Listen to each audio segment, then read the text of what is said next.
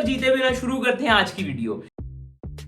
Hey everyone, what's up? It's me Nabil Shahad and you are watching Nabil Verse। अभी तक Nabeel verse को subscribe नहीं किया तो what are you waiting for? तो मैं अभी देखने वाला हूँ ध्रुव राठी की नई वीडियो जो 8 घंटे पहले आई है, India wins at Oscar awards, how nomination and voting works. अब इसका जो थंबनेल है ना वीडियो का, उसमें हमें RRR की कास्ट देखने को मिल रही है और RRR की कास्ट से ही मैं थोड़ी सी बात कर दूं जो मेरा पर्सनल ओपिनियन है कि मुझे RRR मूवी इतनी कोई उम्दा नहीं लगती है। मेरे चैनल पे बहुत सारे रिव्यूज पड़े कि उसको ओवररेटेड किया हुआ है। RRR से बहुत अच्छी फिल्में इंडिया में बनती हैं। मेरे हिसाब से तुम्बाड़ जो मैंने देखी हुई मूवी वो मुझे बड़ी अच्छी लगी थी। उसके अलावा भी और बहुत सारी फिल्में हैं जो अवार्ड विनिंग काम है। ये वो काम है जो कि बस चल गया और तुक्का लग गया, नाम अच्छा था, एक्टर अच्छे थे, कास्ट अच्छी थी, प्रोड्यूसर अच्छा था, फिल्म भले लंबी थी, ओवररेटेड CGI था, लेकिन चल गया तो फिर उसका जो वो होता है ना, एक नाम बन जाता है तो ब्रांड बन जाता है। तो RRR ब्रांड बन गया तो उसको बस खींची जा रहे, लेकिन ओवरऑल मेरे हिसाब से इतनी अच्छी मूवी नहीं थी। नाटू नाटू भी सॉन्ग को इतना कोई खास सॉन्ग नहीं है। हाँ, उसकी कोरियोग्राफी और उसकी परफॉर्मेंस अच्छी थी, इतना कोई उम्दा सॉन्ग नहीं, उससे ज्यादा अच्छे सॉन्ग्स हैं और उससे ज्यादा अच्छी कोरियोग्राफी भी है और डांस नंबर्स भी अच्छे हैं और लोगों ने ज्यादा एनर्जी के साथ डांस किया हुआ है बहुत सारे गानों। लेकिन वही बात है ना, जो चीज चल जाती है तो चल जाती, नहीं तो मेरा ओपिनियन तो ये कि मूवी इतनी अच्छी नहीं थी। खैर, मैं कुछ ज्यादा ही बोल गया हूँ, वीडियो देखते हैं उसके बाद बात करेंगे। So let's further ado, my really jump into the video. नमस्कार दोस्तों, ऑस्कर्स आज के दिन दुनिया के सबसे पॉपुलर फिल्म अवार्ड्स हैं, लेकिन क्या आप जानते हैं ऑस्कर्स इनका ओरिजिनल नाम नहीं है। इन्हें ऑफिशियली बुलाया जाता है द एकेडमी अवार्ड्स के नाम से। ये अपने आप में ही एक बड़ी मिस्ट्री है कि इनका नाम ऑस्कर्स कैसे पड़ा। लेकिन इससे भी दिलचस्प कहानी ये है कि इन अवार्ड्स के कॉन्सेप्ट को बनाया गया था हॉलीवुड की गिरती रेपुटेशन को बचाने के लिए। और आज के दिन देखिए, ये अवार्ड्स इतने बड़े हो चुके हैं कि दुनिया भर के फिल्म मेकर्स और डायरेक्टर्स मुझे याद आ गया पिछली बार क्या हुआ था। सबसे बड़ा सपना है एक ऑस्कर जीतना। इस साल के जो ऑस्कर्स हैं वो इंडिया के लिए काफी स्पेशल हैं क्योंकि हमें 3 नॉमिनेशंस मिले इस बार। पहला, RRR का गाना Naatu Naatu best music original song के लिए नॉमिनेटेड। दूसरा, All That Breathes best documentary feature के लिए नॉमिनेटेड। और तीसरा, The Elephant Whisperers best documentary short film के लिए नॉमिनेटेड। यहाँ आप लोगों के मन में सवाल जरूर आते होंगे, एग्जैक्टली ये नॉमिनेशंस की लिस्ट डिसाइड कैसे होती है? कौन वो लोग हैं जो विनर्स चूज करते हैं इन अवार्ड्स के? और क्या इन अवार्ड्स को जीतने के लिए लॉबिंग करी जा सकती है? आखिर कितने अनबायस्ड हैं ये अवार्ड्स? आइए आज के वीडियो में जानने की कोशिश करते हैं। लॉबी तो हर जगह चलती है।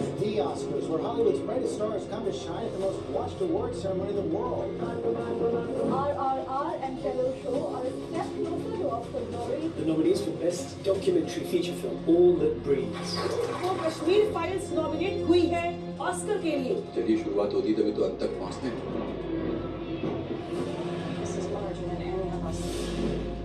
एवरीथिंग एवरीवेयर ऑल साल एट वंस। 1929 पहला साल था दोस्तों जिस साल ऑस्कर्स के अवार्ड पहली बार दिए गए। इन अवार्ड्स को देने के लिए एक नई ऑर्गेनाइजेशन की स्थापना करी गई, the academy of motion picture arts and sciences. इस ऑर्गेनाइजेशन को आज के दिन हम शॉर्ट में द एकेडमी करके जानते हैं और इसी रीजन से इन अवार्ड्स का नाम दिया गया द एकेडमी अवार्ड्स। अब वो जो समय था दोस्तों 1929 वाला, वो एक ऐसा समय था जब हॉलीवुड में एक के बाद एक स्कैंडल देखने को मिल रहे थे। कहीं पर किसी का ड्रग ओवरडोज तो कहीं पर किसी की हत्या हो जाती, किसी का मर्डर हो जाता। इसके अलावा जो फिल्म बनाने वाले प्रोडक्शन हाउसेस थे वो लेबर शॉर्टेज की प्रॉब्लम से डील कर रहे थे। उन्हें डर था कि जो फिल्म इंडस्ट्री में काम करने वाले एम्प्लॉइज हैं वो यूनियनाइज ना कर ले, ज्यादा सैलरी ना डिमांड कर ले। 1929 वही साल था दोस्तों जिस साल ग्रेट डिप्रेशन भी शुरू हुई। अमेरिका में स्टॉक मार्केट बड़ी तेजी से नीचे गया, इकोनॉमी क्रैश हुई और अनएम्प्लॉयमेंट बढ़ने लगी। ऐसे समय पर एक प्रोडक्शन कंपनी थी MGM नाम से। उन्होंने सोचा कि क्यों ना एक एकेडमी बनाई जाए जो फिल्म इंडस्ट्री में काम करने वाले एम्प्लॉय से नेगोशिएट कर सके, राइटर्स, एक्टर्स, डायरेक्टर्स, और उनके कोऑपरेशन के बदले में ये एकेडमी उन्हें अवार्ड्स दे। MGM कंपनी के मालिक मायर ने बड़े फेमसली कहा था, I found that the best way to handle film makers was to hang medals all over them. तो शुरू के जो कुछ अवार्ड्स थे ये सम्मान के तौर पर नहीं दिए गए थे, बल्कि फिल्म मेकर्स, डायरेक्टर्स और एक्टर्स को बहकाने के लिए दिए गए। लेकिन ओवर द ईयर्स साल भर साल इनकी पॉपुलैरिटी बढ़ती रही, इन्हें रिस्पेक्ट की नजरों से देखा जाने लगा, एक ऑनर कंसिडर किया जाने लगा कि अगर किसी को ये अवार्ड मिलता है।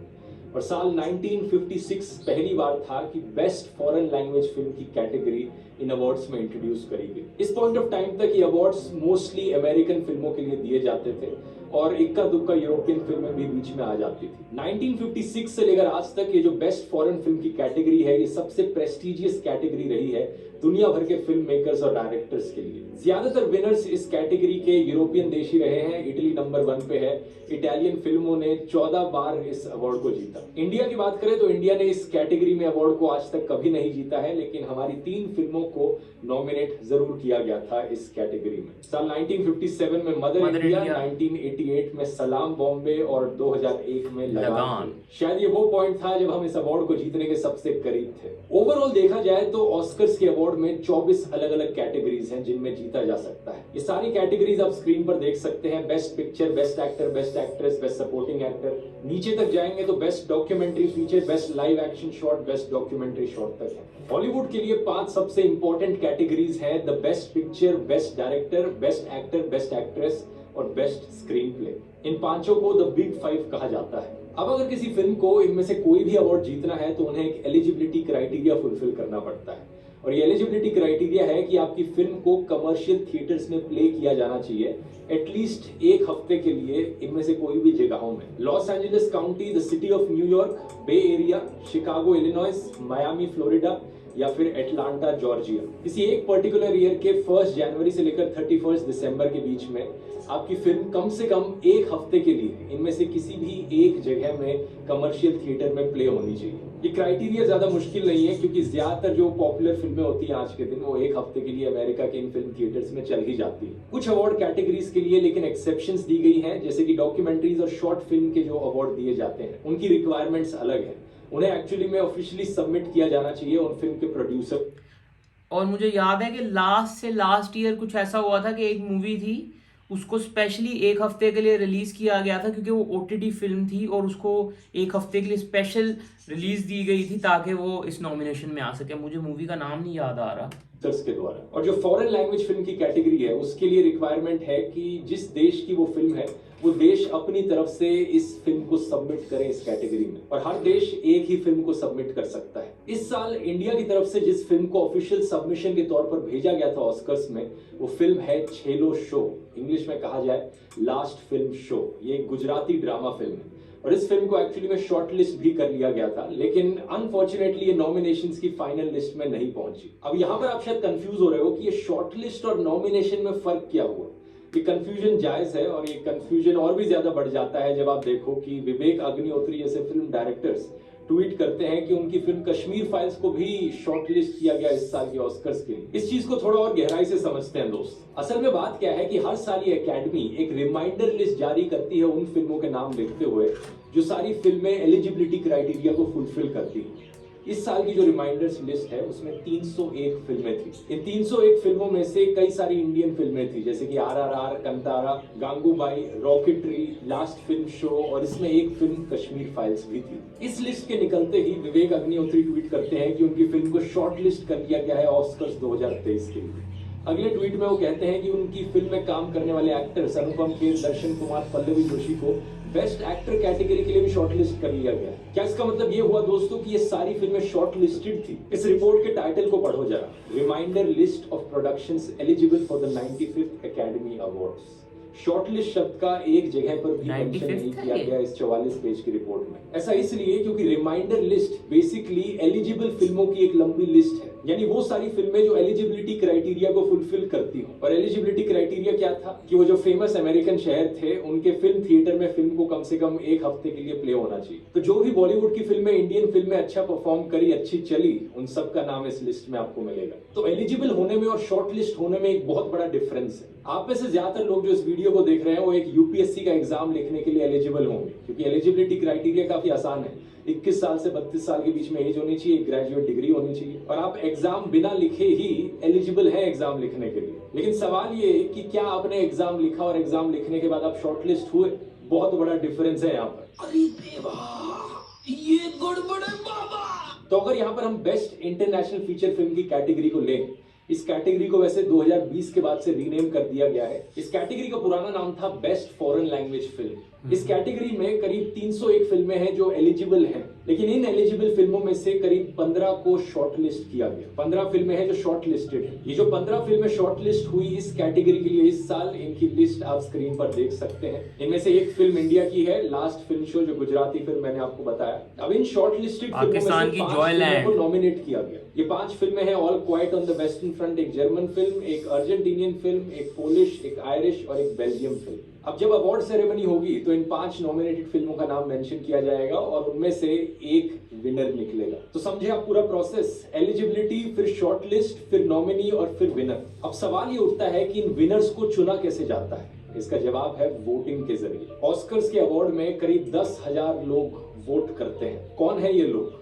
ये बेसिकली इंडस्ट्री प्रोफेशनल्स हैं, जैसे कि film directors, film actors, writers. इनमें से कई लोग वो हैं जो पुराने ऑस्कर्स में नॉमिनेशंस जीते हैं या अवार्ड्स जीते हैं। इन अलग अलग वोटर्स को 17 ब्रांचेस में डिवाइड किया जाता है, जैसे कि एक ब्रांच हो गई डायरेक्टर्स की, एक ब्रांच हो गई कास्टिंग डायरेक्टर्स की, एक प्रोड्यूसर्स की, एक एग्जीक्यूटिव्स की। और जिस कैटेगरी में अवार्ड दिया जा रहा है उसी ब्रांच के लोग उस कैटेगरी के लिए वोट करते हैं। जैसे कि अगर बेस्ट एक्टर का अवार्ड दिया जा रहा है तो वोटिंग करते हैं सिर्फ एक्टर्स। बेस्ट डायरेक्टर का अवार्ड दिया जा रहा है तो वोटिंग करते हैं उसमें सिर्फ बाकी डायरेक्टर्स। इस सेंस से तो काफी फेयर सिस्टम है। वोटिंग करने का जो प्रोसेस है ये बैलेट पेपर के थ्रू किया जा सकता है या फिर ऑनलाइन भी किया जा सकता है। और इंटरेस्टिंग चीज ये है दोस्तों कि ज्यादातर अवार्ड की कैटेगरीज जो है उनमें सिंपल मेजोरिटी वोटिंग चलती है, यानी जिस एक्टर को, जिस डायरेक्टर को सबसे ज्यादा वोट्स मिले, सिंपली वो एक्टर या डायरेक्टर अवार्ड जीत जाता है। इसे सिंपल मेजोरिटी वोटिंग कहा जाता है। लेकिन बेस्ट पिक्चर की जो कैटेगरी है उसमें रैंक चॉइस वोटिंग सिस्टम का इस्तेमाल किया जाता है। ये एक ऐसा सिस्टम है जिसे प्रेफरेंशियल बैलेट भी कहते हैं। इसमें आपको एक पिक्चर नहीं चुननी,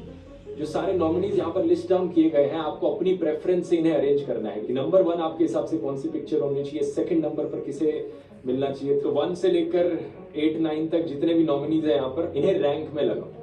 तो वोट काउंट करते समय ये देखा जाएगा कि रैंक नंबर 1 पे पहले कितने लोगों ने किसे चुना। अगर किसी फिल्म को 50% से ज्यादा नंबर 1 वोट्स मिल जाते हैं तो वो फिल्म ऑटोमेटिकली बेस्ट पिक्चर का अवार्ड जीत जाएगी। लेकिन अगर किसी भी फिल्म को 50% से कम वोट शेयर मिलता है तो यहाँ पर सेकंड रैंक के ऑप्शंस को देखा जाएगा। सारे वोटर्स ने जिन जिन पिक्चरों को सेकंड रैंक पर चुना है उनके वोट्स को रीडिस्ट्रीब्यूट करके नंबर 1 पे ऐड कर दिया जाएगा। अब फिर से देखा जाएगा कि क्या किसी फिल्म ने 50% का वोट शेयर क्रॉस किया। नहीं किया तो ये प्रोसेस दोबारा से रिपीट होगा। ये प्रोसेस तब तक रिपीट होता रहेगा जब तक कोई फिल्म 50% का थ्रेशोल्ड मार्क क्रॉस नहीं करती। अवार्ड जीतने के बाद अब ये जो ट्रॉफी दी जाती है, आज के दिन हम इसे ऑस्कर बुलाते हैं, कि एक छोटा सा स्टैचू है जो कि सॉलिड ब्रॉन्ज का बना है और उसके ऊपर प्लेटिंग करी गई है 24 कैरेट गोल्ड की। इंटरेस्टिंगली वर्ल्ड वॉर 2 के दौरान जब मेटल की शॉर्टेज चल रही थी तो इन ट्रॉफीज को पेंटेड प्लास्टर से बनाया गया 3 साल के लिए। और ऑस्कर शब्द का पहली बार इस्तेमाल किया गया था 1934 के अवार्ड्स में वॉल्ट डिज्नी के द्वारा। लेकिन एक्चुअली में शब्द का ओरिजिन कहां से हुआ इसको लेकर काफी चर्चा होती है। जैसा मैंने बताया ये एक अपने आप में मिस्ट्री है। आज की डेट में दोस्तों इस ऑस्कर के अवार्ड की वैल्यू इतनी ज्यादा है कि एकेडमी ने एक कानून बना रखा है कि कोई भी अपना ऑस्कर बेच नहीं सकता, ना ही ऑक्शन कर सकता है। रूल ये बनाया गया है कि अगर किसी को अपना ऑस्कर बेचना है तो उससे पहले एकेडमी को वापस बेचना पड़ेगा $1 की कीमत पर, सिर्फ $1।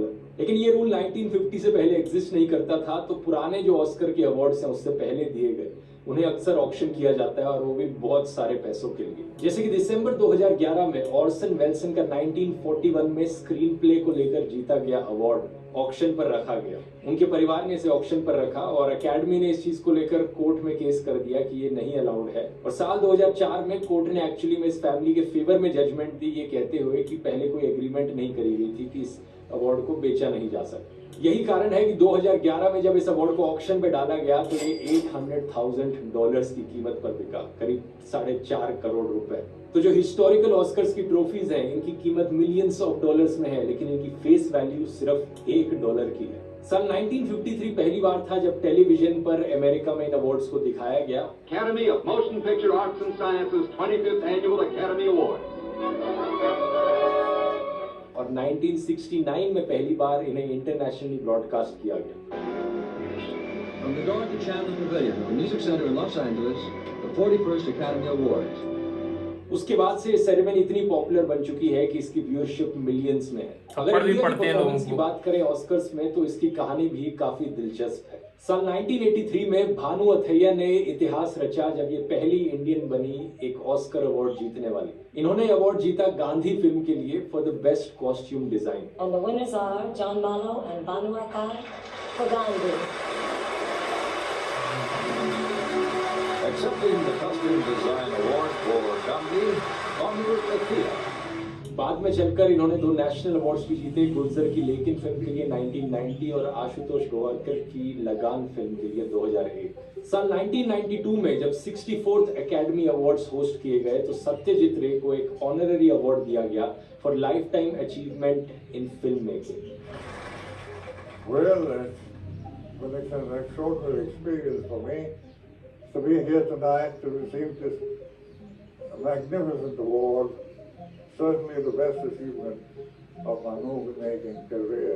ये इतिहास में आज तक इकलौते इंडियन हैं जिन्हें ये ऑनर दिया गया है। इस बात से आप समझ सकते हैं कि ये कितने महान और लेजेंडरी फिल्म मेकर थे। इसके अलावा रीसेंट टाइम्स में आए तो ए आर रहमान के बारे में तो हर कोई जानता होगा। उन्होंने 2 ऑस्कर्स जीते स्लमडॉग मिलियनेयर के लिए। बेस्ट ओरिजिनल सॉन्ग जय हो को दिया गया।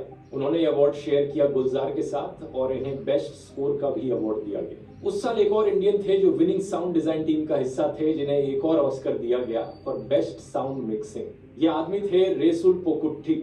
अनफॉर्चुनेट चीज देखिए 2020 का हिंदुस्तान टाइम्स का आर्टिकल, जहां ये बताते हैं कि ऑस्कर की जीत के बाद इन्हें हिंदी फिल्म इंडस्ट्री में किसी ने काम नहीं दिया। आज के दिन दोस्तों सोशल मीडिया के जमाने में ऑस्कर्स को लेकर काफी बार सवाल उठाए जाते हैं। कुछ डिसीजंस काफी कंट्रोवर्शियल कहे जाते हैं। एक तरफ के लोग कहते हैं कि ऑस्कर्स के जो अवार्ड है ये एक लिबरल प्रोपेगेंडा मशीन है। दूसरी तरफ लोग कहते हैं कि यहाँ पर सिर्फ कंजर्वेटिव आइडियाज को प्रमोट किया जा रहा है। अमीर व्हाइट आदमी है हमेशा जिन्हें ये अवार्ड दिए जाते हैं। एक तरफ ये आर्ग्यू किया जा सकता है कि ऑस्कर्स के अवार्ड को और इंक्लूसिव बनाने की जरूरत नहीं है। ये अमेरिकन सेंट्रिक अवार्ड सिस्टम है। जैसे ब्रिटिश में बाफ्टा के अवार्ड्स दिए जाते हैं, इंडिया में फिल्म फेयर के अवार्ड्स दिए जाते हैं, ऐसे ही ऑस्कर्स अमेरिका के लिए है। तो बाकी दुनिया को ज्यादा एक्सपेक्ट नहीं करना चाहिए कि उन्हें ज्यादा चांस मिल पाए कोई अवार्ड जीतने का। लेकिन एट द सेम टाइम ये भी कहा जा सकता है कि आज के दिन ऑस्कर्स की अहमियत अमेरिकन बॉर्डर से बाहर निकल चुकी है। 2015 में एक हैशटैग बड़ा पॉपुलर हुआ था ऑस्कर्स को लेकर, हैशटैग ऑस्कर्स सो वाइट। इसे पहली बार एक एक्टिविस्ट के द्वारा इस्तेमाल किया गया जब ये देखा कि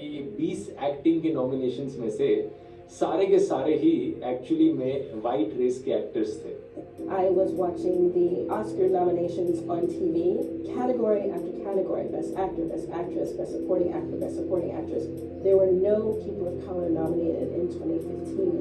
And this was the year they gave us Selma.